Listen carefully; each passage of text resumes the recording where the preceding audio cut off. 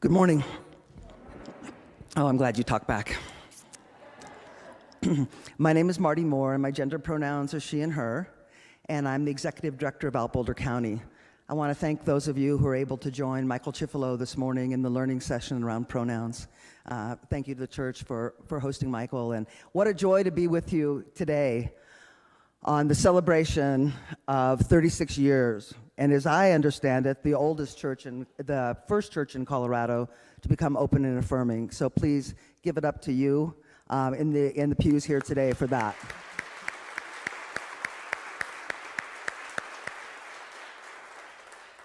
When I think of 1986 and 1987, I think about AIDS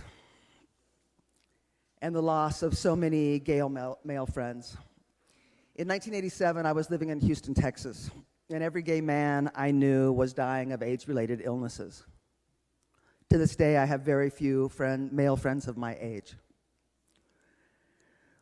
One of my most vivid memories, and something I think about often, is going to visit my friend JJ, who was also cut my hair, and I was missing him this morning as I was getting ready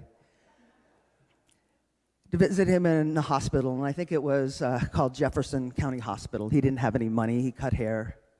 He was a young man. And when I walked in to the hospital, which was pretty grungy, it's a public hospital, I got to his door, and there was a sign on the door, caution, enter at your own risk kind of thing. I don't remember the exact verbiage. And when I walked in the room, and this was the same year you were all working to become open and affirming, I walked in the room, and there he was, JJ, nothing but skin and bones, with the sarcomas all over his body and his sunken eyes. He couldn't muster a smile. And around him were 1987 version of Insurers, those liquid diets, and they were stacked. No one had taken the trash out of his room in the weeks he had been there. Lack of care, fear of the other. But in 1987, you were welcoming the other. That's a big deal. This is an amazing place, and you all continue to do the work. And I'm proud to be standing here today. Last year when I came on this special day, I learned that Gene Dabowski was one of the people who was part of that working group. Are there others here today who were part of that initial working group? Thank you, I see hand. Thank you. What was the name? Jane, Merv, thank you. I bet they have stories to tell.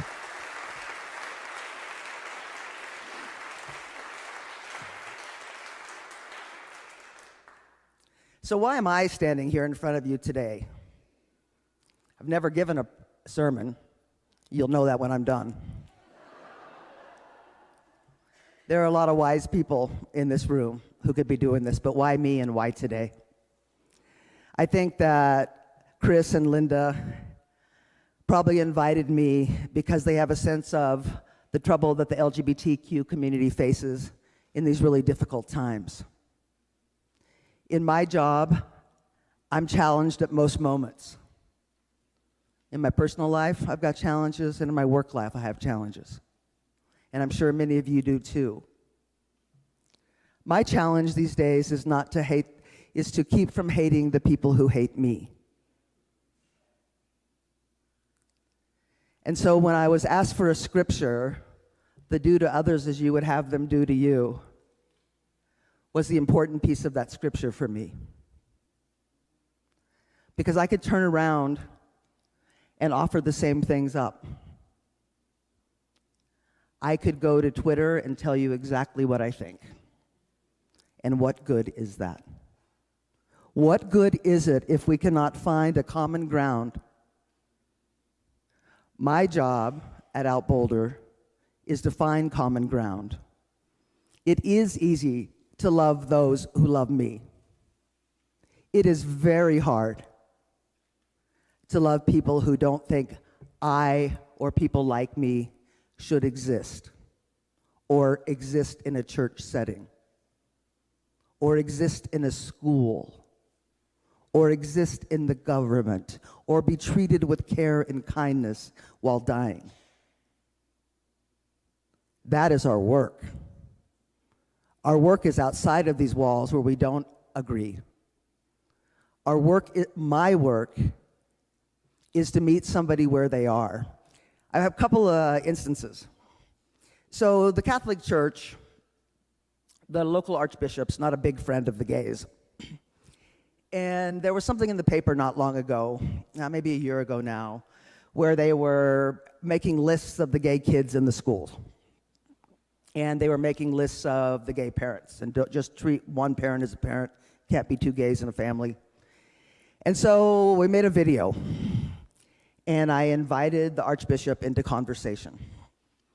And I knew we could find some agreement, and boy, we tweeted it, we Facebooked it, we emailed it, and they responded. The Archbishop didn't come, but he sent one of his delegates. And she came to the Equality Center of the Rocky Mountains, our new space in North Boulder. And Bruce, my deputy, and I sat down and talked with her. We found we had something in common, which was housing for immigrant communities. And we have done our best to be in alignment with them. And the Catholic Church has done more for housing of the people being brought to Colorado than I think any other group. We can agree on that. We didn't find other agreement, but we opened a door. Who knows where that little opening will take us? But had we not reached out, we could have just continued the same narrative. The funny thing about all of it was that day I was going with my partner Carrie. We had gotten invited to the White House. The first time I had gotten invited to the White House. So excited. So I had to leave the meeting early with the church to go celebrate gay marriage. She wasn't that excited about that. That was the end of the conversation with her.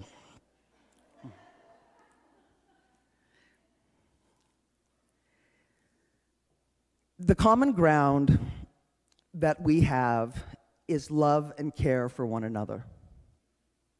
Whether someone agrees with me or not, they are doing the best they know how to take care of their kids and their family. And if we cannot be in civil discourse, there will never be a joining of the minds and hearts in what that actually looks like in a civil society. And as politics heat up, and as people start taking sides on individuals as opposed to policies, we have set ourselves up for yet another failure.